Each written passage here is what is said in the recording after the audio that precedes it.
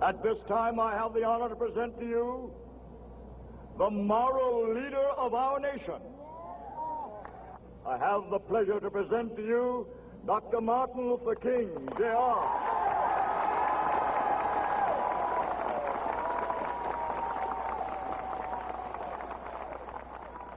I am happy to join with you today in what will go down in history as the greatest demonstration for freedom in the history of our nation.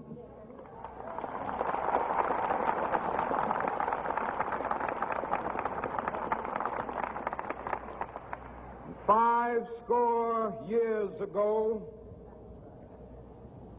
a great American in whose symbolic shadow we stand today signed the Emancipation Proclamation. This momentous decree came as a great beacon light of hope to millions of Negro slaves who had been seared in the flames of withering injustice. It came as a joyous daybreak to end the long night of their captivity. But 100 years later, the Negro still is not free. 100 years later, the life of the Negro is still sadly crippled by the manacles of segregation and the chains of discrimination. 100 years later, the Negro lives on a lonely island of poverty in the midst of a vast ocean of material prosperity. 100 years later, the Negro is still languished in the corners of American society and finds himself in exile in his own land. And so we've come here today to dramatize a shameful condition. In a sense, we've come to our nation's capital to cash a check. When the architects of our republic wrote the magnificent words of the Constitution and the Declaration of Independence, they were signing a promissory note to which every American was to fall heir. This note was a promise that all men, yes, black men as well as white men, would be guaranteed the unalienable rights of life, liberty, and the pursuit of happiness. It is obvious today that America has defaulted on this promissory note insofar as her citizens of color are concerned. Instead of honoring this sacred obligation, America has given the Negro people a bad check, a check which has come back marked insufficient funds.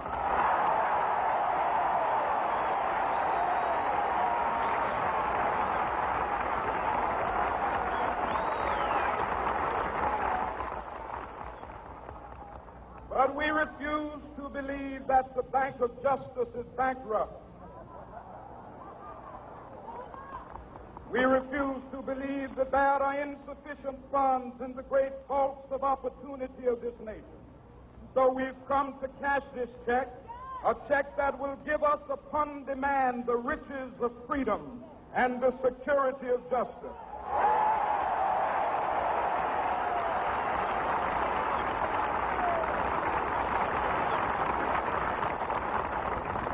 We have also come to this hallowed spot to remind America of the fierce urgency of now. This is no time to engage in the luxury of cooling off or to take the tranquilizing drug of gradualism.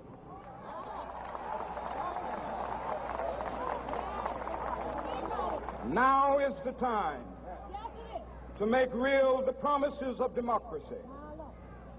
Now is the time to rise from the dark and desolate valley of segregation to the sunlit path of racial justice. Now is the time to lift our nation from the quicksands of racial injustice to the solid rock of brotherhood. Now is the time to make justice a reality for all of God's children. It would be fatal for the nation to overlook the urgency of the moment. This sweltering summit of the Negro's legitimate discontent will not pass until that is an invigorating autumn of freedom and equality. 1963 is not an end, but a beginning. Those who hope that the Negro needed to blow off steam and will now be content will have a rude awakening if the nation returns to business as usual.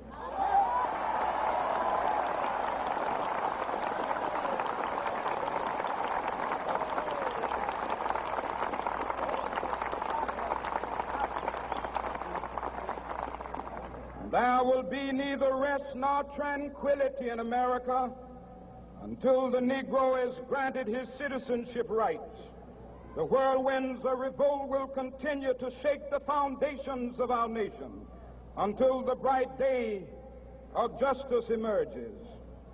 But that is something that I must say to my people who stand on the warm threshold which leads into the palace of justice. In the process of gaining our rightful place, we must not be guilty of wrongful deeds. Let us not seek to satisfy our thirst for freedom by drinking from the cup of bitterness and hatred.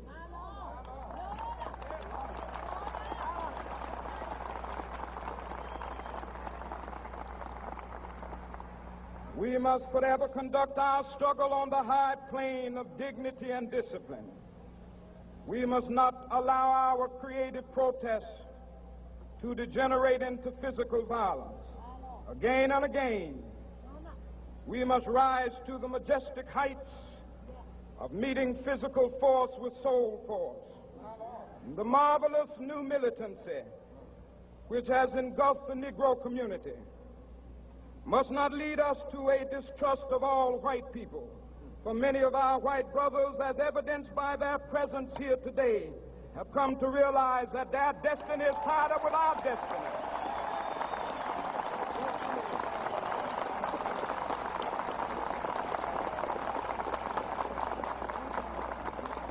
And they have come to realize that their freedom is inextricably bound to our freedom. We cannot walk alone.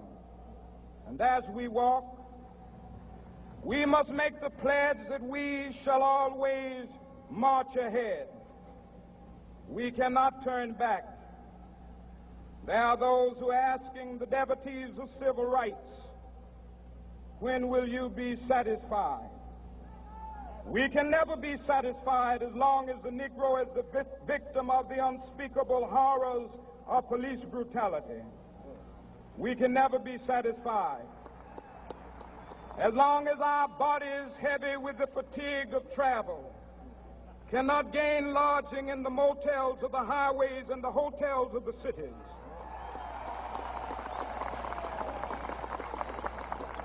We cannot be satisfied as long as the Negro's basic mobility is from a smaller ghetto to a larger one.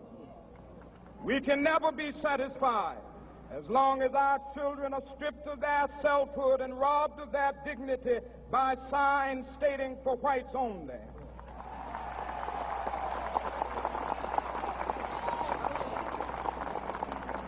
We cannot be satisfied as long as a Negro in Mississippi cannot vote and a Negro in New York believes he has nothing for which to vote.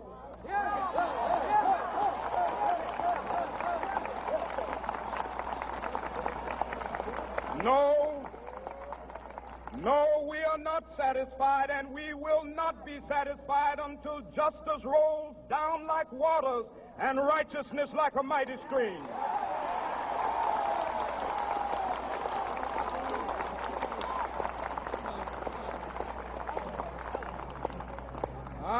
not unmindful that some of you have come here out of great trials and tribulation.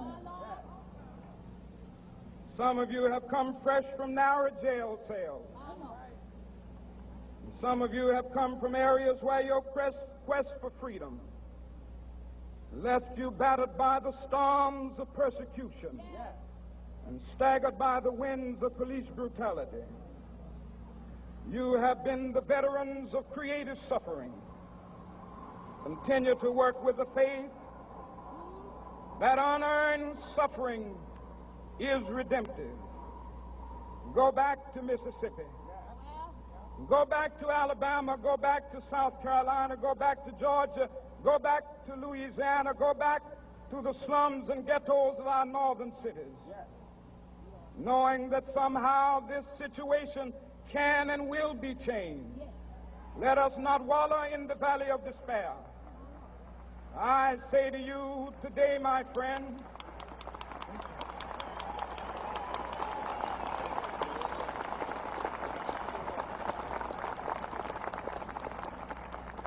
so even though we face the difficulties of today and tomorrow, I still have a dream. It is a dream deeply rooted in the American dream. I have a dream that one day this nation will rise up and live out the true meaning of its creed. We hold these truths to be self-evident, that all men are created equal.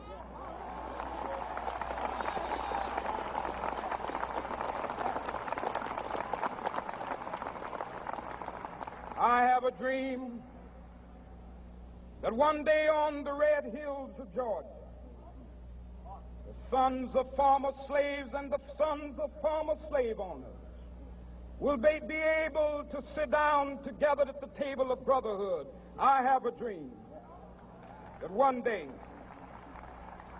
even the state of Mississippi, a state sweltering with the heat of injustice, sweltering with the heat of oppression, will be transformed into an oasis of freedom and justice. I have a dream that my 4 little children will one day live in a nation where they will not be judged by the color of their skin, but by the content of their character. I have a dream today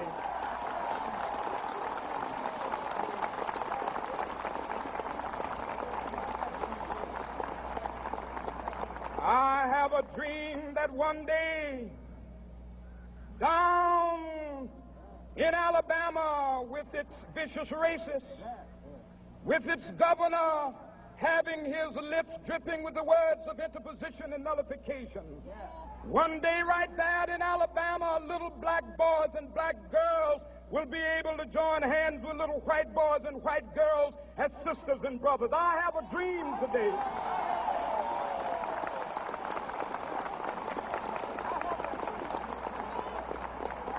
I have a dream that one day every valley shall be exalted, and every hill and mountain shall be made low, the rough places will be made plain, and the crooked places will be made straight, and the glory of the Lord shall be revealed, and all flesh shall see it together. This is our hope. This is a faith that I go back to the South with. With this faith, we will be able to hew out of the mountain of despair a stone of hope. With this faith, we will be able to transform the jangling discords of our nation into a beautiful symphony of brotherhood.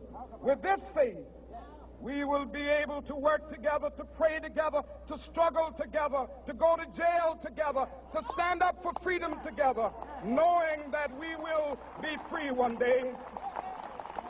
This will be the day. This will be the day when all of God's children will be able to sing with new meaning, my country, tears of thee. Sweet land of liberty, of thee I sing. Land where my fathers died, land of the pilgrim's pride. From every mountainside, Let freedom ring, and if America is to be a great nation, this must become true. And so let freedom ring from the prodigious hilltops of New Hampshire. Let freedom ring from the mighty mountains of New York. Let freedom ring from the heightening Alleghenies of Pennsylvania. Let freedom ring from the snow-capped Rockies of Colorado. Let freedom ring from the curvaceous slopes of California. But not only that, let freedom ring from Stone Mountain of Georgia. Let freedom ring from Lookout Mountain of Tennessee. Let freedom ring from every hill and molehill of Mississippi, from every mountainside. Let freedom ring, and when this happens, and when we allow freedom ring, when we let it ring from every village and every hamlet, from every state and every city, we will be able to speed up that day when all of God's children, black men and white men, Jews and Gentiles, Protestants and Catholics, will be able to join hands and sing in the words of the old Negro spiritual, free at last, thank God Almighty, we are free at last.